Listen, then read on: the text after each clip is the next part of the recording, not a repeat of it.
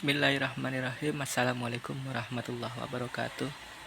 Teman-teman, bagaimana kabarnya? Mudah-mudahan selalu diberikan kesehatan oleh Allah Subhanahu wa taala sehingga dapat menjalankan aktivitas sehari-hari dengan lancar, aman, dan tentunya selalu dalam lindungan Allah Subhanahu wa taala.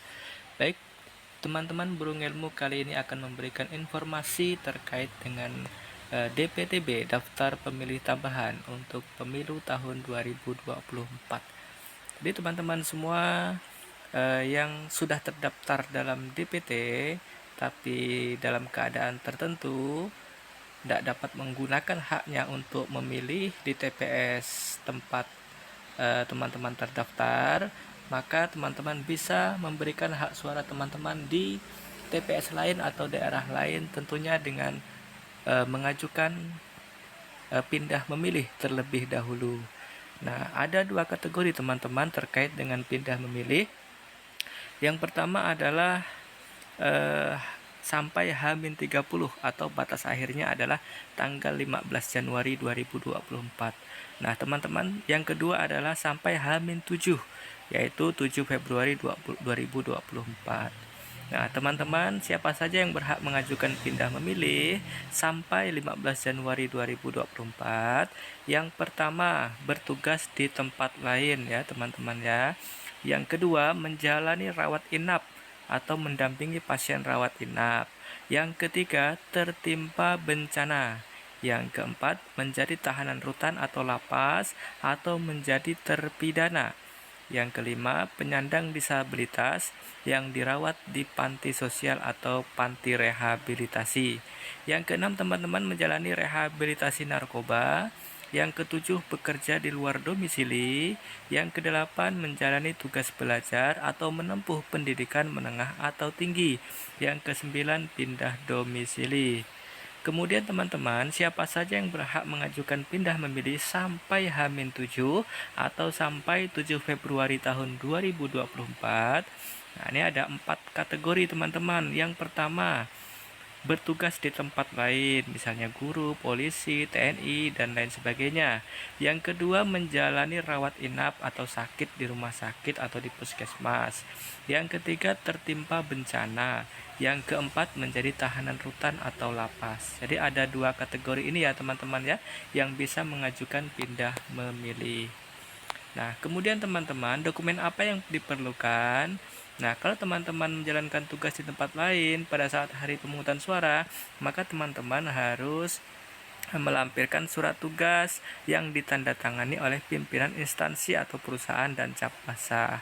Kemudian kalau teman-teman menjalani rawat inap, maka yang harus teman-teman lampirkan adalah surat keterangan riwayat inap dari rumah sakit atau layanan kesehatan lainnya. Yang ketiga, kalau teman-teman penyandang disabilitas yang menjalani perawatan di panti sosial, maka yang harus dilampirkan adalah surat keterangan dari panti sosial. Keempat, kalau teman-teman menjalani rehabilitasi narkoba, maka dokumen bukti dukungnya adalah surat keterangan dari pimpinan lembaga rehabilitasi narkoba yang ditandatangani oleh pimpinan dan cap basah.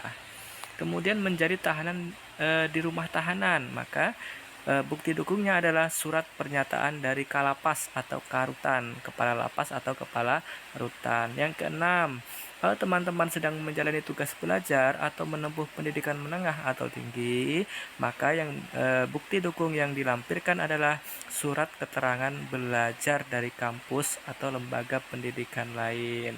Nah, kalau pindah domisili gimana? Maka fotokopi KTP elektronik atau KK terbaru ya, teman-teman ya. Tertimpa bencana alam, maka bukti dukungnya surat dari BNPB atau kepala desa atau lurah atau pemberitaan dari media massa juga bisa dilampirkan.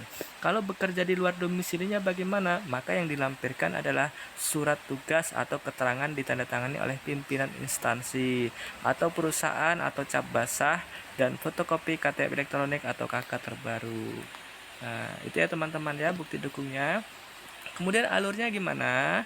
Nah, alurnya adalah pemilih ya, menyiapkan dokumen KTP elektronik atau KK dan bukti pendukung.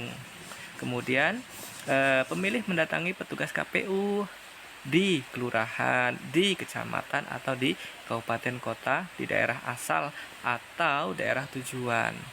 Kemudian petugas ini melakukan apa saja? Yang pertama, petugas akan melakukan cek data pemilih di DPT online KPU untuk memastikan bahwa orang yang mau pindah memilih tersebut, teman-teman tersebut, ini sudah terdaftar dalam DPT.